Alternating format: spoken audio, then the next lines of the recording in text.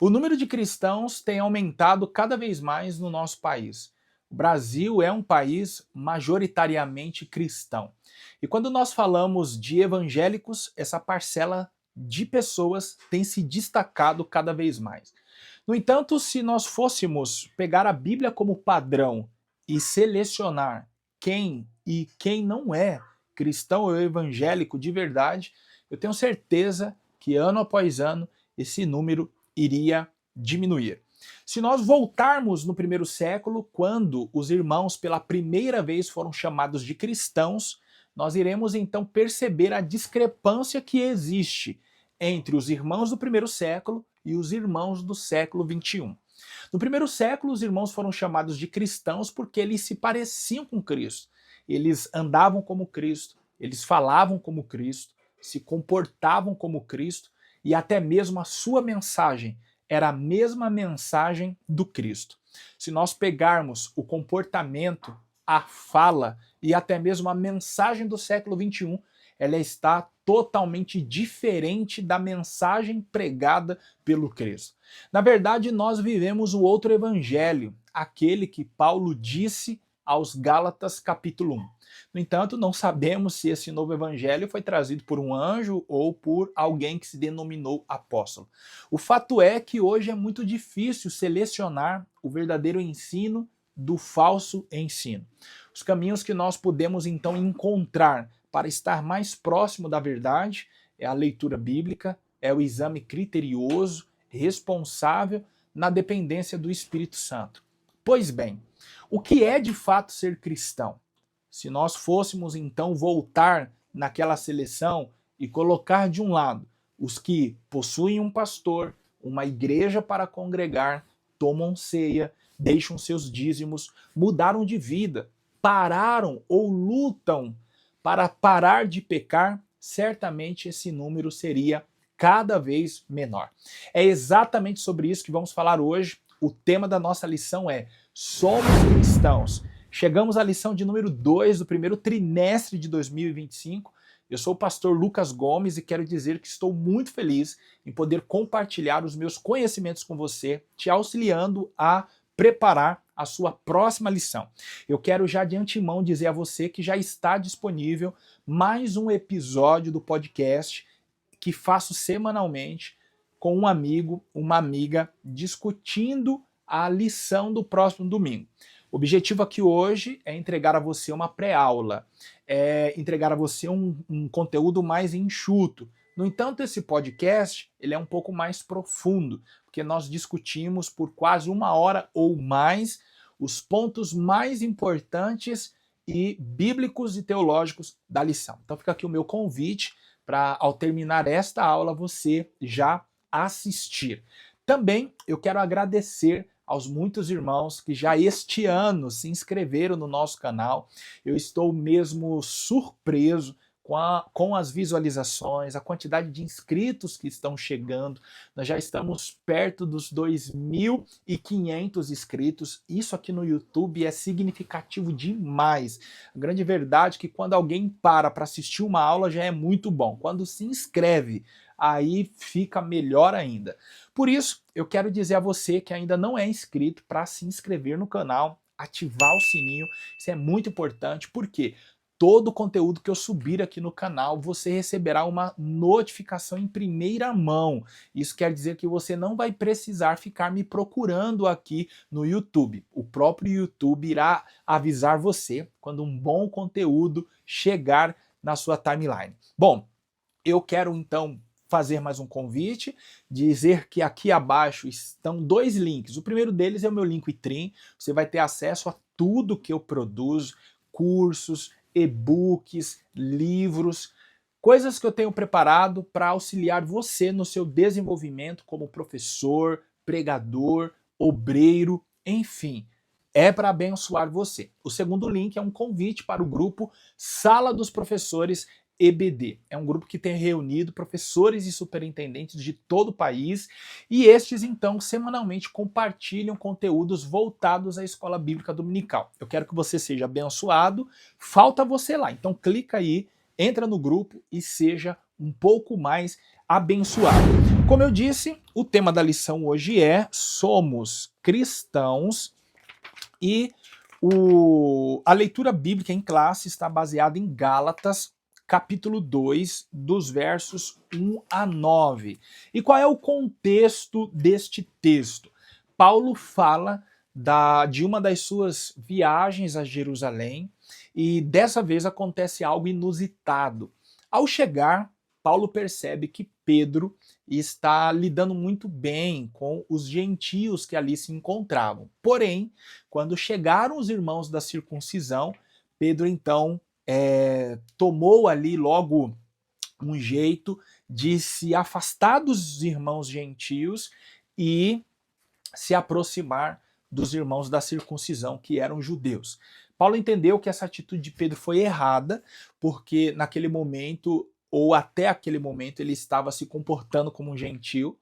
E aí, quando chegaram os judeus, ele se passou agora, ou voltou a ser judeu. Então, Paulo o resiste, né? O confronta dizendo assim: você é um judeu e se comporta como gentil. E aí você quer que os gentios se comportem como judeus.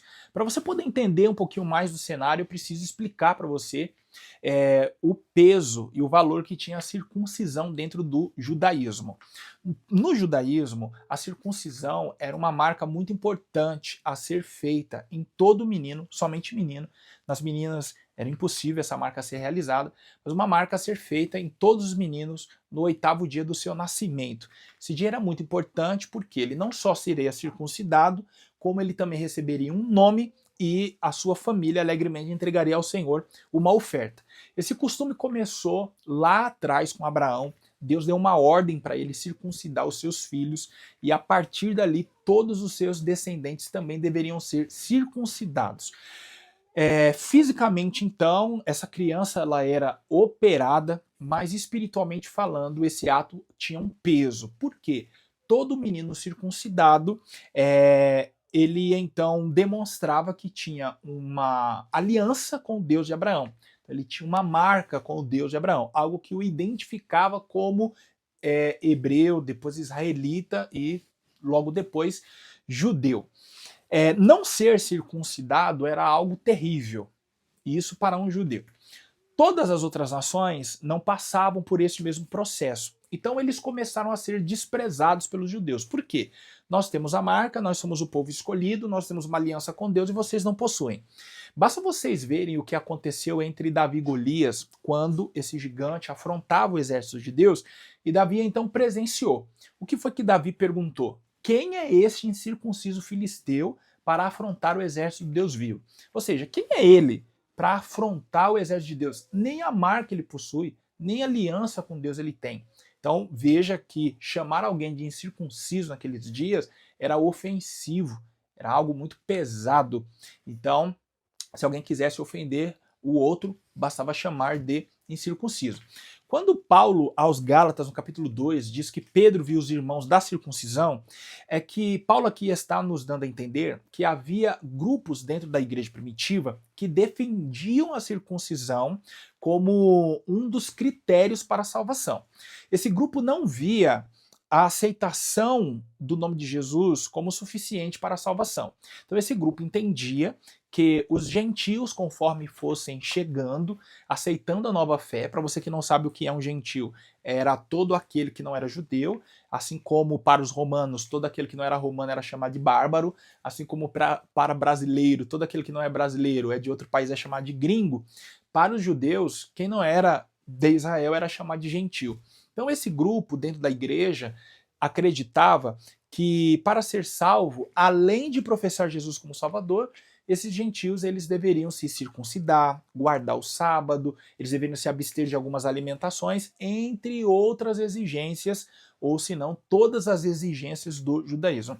Imagina, se para um judeu já era difícil observar 613 mandamentos, quanto mais para um gentio que não estava acostumado com isso. Então, esse grupo estava complicando a fé, colocando então barreiras para a salvação. Pedro, ao perceber que esse grupo chegou e o veria com os gentios, ele então ficou constrangido e resolveu sair de perto. Paulo censurou isso, dizendo: por que você fez isso?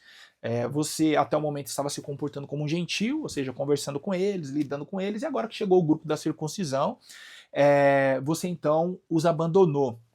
E por que Pedro fez isso? Porque era ofensivo também para um judeu estar com gentios. Basta a gente ver a maneira em que Deus trabalhou em Pedro, em Atos capítulo 10, quando o enviou na casa de Cornélio. Antes de mandá-lo para lá, Deus lhe deu uma visão e ordenou que ele matasse e comesse animais que para os judeus era impuro. Pedro falou assim: olha, eu jamais toquei ou comi coisa semelhante. E aí Deus o repreendeu dizendo assim: jamais torne comum ou imundo aquilo que eu santifiquei. Deus queria de fato que Pedro se alimentasse daqueles animais, literalmente? Não. O que Deus estava ali era preparando Pedro para que ele aceitasse ir e entrar na casa de Cornélio. Por quê? Só tinha gentios lá. Se Deus não tivesse tido essa tratativa com ele, Pedro jamais entraria na casa de Cornélio. Aqui na lição, Ezequias Soares nos diz que esse problema com Pedro e Paulo aconteceu muito provavelmente antes do primeiro concílio que aconteceu entre os apóstolos na cidade de Jerusalém, em Atos capítulo 15. Pode ser que sim, por quê? Em Atos capítulo 15 houve uma grande reunião entre os apóstolos para decidirem como que os gentios deveriam se comportar dentro da igreja. Se eles deveriam cumprir a lei de Moisés ou não, como que deveria ser? O que deveria ser exigido deles? E aí Tiago, o irmão de Jesus, que já havia se convertido, liderou, presidiu a reunião, e aí ele se levantou e disse: pareceu bem ao Espírito Santo e a nós não impor encargo algum aos gentios, senão que eles se abstenham da comida sacrificada aos ídolos, da carne sufocada, da prostituição, somente isso. No demais, eles podem ter liberdade. Então, o Ezequias Soares acredita que se Pedro e Paulo teve esse desentendimento, ele aconteceu antes de Atos capítulo 15. E aí também eu acredito que esse desentendimento entre os dois tem acontecido antes de Atos capítulo 10. E por que eu estou falando isso? Porque o Senhor trabalhou em Pedro para que ele aceitasse estar entre os gentios. Ou, ainda que Atos 10 tenha acontecido primeiro, Pedro, lá na frente, ainda está mostrando a sua resistência em estar com os gentios. Então, os dois eventos são perfeitamente aceitáveis. Fato é que Pedro foi repreendido duramente por Paulo, porque Paulo foi levantado como judeu, sendo judeu, para pregar prioritariamente aos gentios. Então, qual era a estratégia do apóstolo Paulo? Paulo, quando ele chegava nas cidades, ele procurava uma sinagoga, começava a pregar lá, porque ele entendia que os judeus precisavam ouvir o evangelho primeiro. Na maioria das vezes, esses judeus, eles rejeitavam a pregação do evangelho. Paulo então saía das sinagogas e ia pregar aos gentios. E aí nós vimos que a marca do ministério do apóstolo Paulo foi o apóstolo dos gentios, porque Deus o levantou para pregar aos gentios.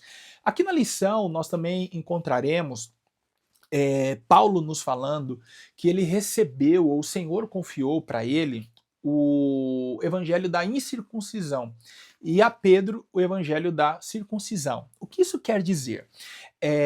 Pedro recebeu o ministério do Senhor para pregar aos judeus. E aí o que a gente entende com isso? Um judeu, quando se convertia a Cristo, ele não necessariamente precisava ou precisa ainda abandonar a sua cultura. Ele pode continuar vivendo como judeu, só que agora tudo que ele cumprir ali da lei de Moisés, ele assim fará como uma expressão cultural, não mais como algo necessário para a salvação. Eu vou te explicar. No Antigo Testamento, nós vimos os judeus, como parte do cumprimento da lei, realizando muitas festas, entre elas a Páscoa. Ainda hoje, até mesmo os judeus messiânicos comemoram a Páscoa tal qual no Antigo Testamento, comendo carneiro, pães asmos, que são pães sem fermentos. No entanto, esses messiânicos entendem hoje que o Cristo veio e ele foi suficiente para nos salvar. Então essa festa que antes tinha um caráter profético que apontava para o Cristo, já perdeu o seu valor e agora passa a ser uma expressão cultural, assim como nós brasileiros comemoramos muitas outras festas, certo? Então, para os judeus, já no caso messiânico, já não tem mais um peso no que tange a salvação. Então, os filhos ainda são circuncidados e tal, porque eles estão expressando a sua cultura. Então, eles não precisam deixar de ser judeus só porque receberam Jesus. E aí, quando eu me falo deixar de ser judeu, não estou me referindo à nacionalidade, mas eu estou me referindo aos costumes, à cultura. Assim como você e eu, não sendo judeus, sendo brasileiros nato, ao aceitar a Cristo, não precisamos mais viver como judeus. Vamos seguir então para a gente entender um pouquinho mais. Um outro ponto que é muito discutido está no primeiro tópico, ponto 3, que fala sobre Tito e a circuncisão. O que aconteceu? Na primeira viagem missionária, Paulo se encontrou com Tito e ele resolveu não batizar Tito. Ou melhor, ele resolveu não circuncidar Tito. E Tito era de pais gregos. Depois, na segunda viagem, ele se encontra com Timóteo. E aí, Timóteo ele tinha a mãe judia e o pai grego. E aí, o que Paulo resolve fazer? Circuncidar Timóteo. Por que Paulo resolve circuncidar um, não circuncida o outro, e ainda discute com Pedro por causa da circuncisão? Vamos lá. Quando Paulo decide não circuncidar Timóteo, é porque naquele momento o grupo que estava próximo, caso Paulo resolvesse circuncidar Tito, esse grupo ia entender que Paulo, com aquele ato, estava confirmando o que eles acreditavam. E o que eles acreditavam? Que a circuncisão era necessária para a salvação. Então, dentro desse contexto, se Paulo circuncida Tito, ele ia reforçar essa tese, ele ia reforçar essa ideia. Então é por isso que ele não circuncida, para mostrar que a circuncisão não era um item essencial para a salvação. Lá na frente, quando ele se encontra com Timóteo, ele resolve circuncidar. Por quê? Agora, o grupo que Paulo está ali inserido acredita que, ou melhor, não tem mais uma ideia sobre a circuncisão como um critério para a salvação. Então, não tem problema circuncidar. E os ambientes, e aí vem o peso maior, os ambientes que o Paulo estava para adentrar com Timóteo era de judeus estritamente religiosos, que se descobrissem que Timóteo não era circuncidado, poderiam não só deixar de ouvir Paulo, como também deixar de ouvir Timóteo. Então, para que não houvesse barreiras para a pregação do evangelho, Paulo então resolveu circuncidar Timóteo, para que as portas fossem abertas, para que não houvesse empecilhos para a pregação do evangelho. Então, com isso, Paulo nos mostra, ao circuncidar um e não circuncidar o outro, que de fato não é um critério para a salvação, tanto para ganhar como para perder. Então, isso quer dizer que, mesmo os judeus hoje se encontrando com Cristo e permanecendo com o hábito de circuncidar os seus filhos, não estão privando eles da salvação, porque eles estão simplesmente exercendo e participando da sua cultura, tá bom? O segundo tópico fala assim, ó, a tendência judaizante no início da igreja. O que o segundo tópico trata? O segundo tópico trata de um grupo de irmãos, pregadores, se assim podemos dizer, ensinadores, que circulavam pelas igrejas do primeiro século, dizendo-se terem sido enviados pelos irmãos de Jerusalém, mas na verdade eles não tinham sido enviados. E o que eles ensinavam? Eles ensinavam justamente aquilo que a gente está discutindo aqui, que era necessário cumprir a lei de Moisés como critério para a salvação. E esse grupo estava trazendo muitos problemas porque eles eram judeus e estavam então ensinando aos gentios que esses deveriam se comportar como judeus para serem salvos. Paulo até critica, dá uma dura nos irmãos da Galácia, da região da Galácia, entenda a carta aos Gálatas sendo enviada para uma comunidade de igrejas, para várias igrejas que ficavam numa região chamada Galácia. Paulo diz assim, olha, eu estive agora há pouco aí pregando o evangelho para vocês, deixei vocês firmes, pouco tempo depois, vocês já passaram do verdadeiro para um falso evangelho. Porque a igreja inteira estava acreditando que de fato deveriam cumprir os rituais da lei de Moisés para serem salvos. Então Paulo dá uma palavra muito dura e ele diz assim, olha, ainda que se um anjo do céu desça, ou nós mesmos os anunciemos outro evangelho, ele deve ser anátema. Então veja que os verdadeiros cristãos, eles sabem distinguir o verdadeiro do falso ensino, o verdadeiro do falso mestre.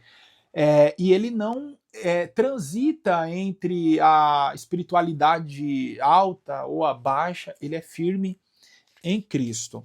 O terceiro tópico, então, nos fala sobre a tendência judaizante hoje. E aqui, professor, você poderá fazer uma aplicação, tá? Hoje nós temos muitas igrejas pentecostais cujos pastores e líderes buscam uma aproximação com o Antigo Testamento e muito especialmente a religião judaica. Isso é um erro, porque Paulo e os demais apóstolos em nenhum momento tentaram fazer isso. E o que é que fazem hoje? É muito comum a gente entrar em algumas igrejas e encontrar lá algumas mobílias do tabernáculo, Arca da Aliança, a menorá, que é o candelabro, a gente encontrar incenso, a gente encontrar colete, o urim e o tumim dos sacerdotes, enfim, o pastor com aqueles mantos sacerdotais, barba grande, que pá, é como se eles tivessem transcendido na espiritualidade, e aí você olha e você não sabe mais se é um pastor ou se é um sacerdote. Bom, eu tenho uma opinião sobre isso. Quer viver como sacerdote, vai circuncidar então, né?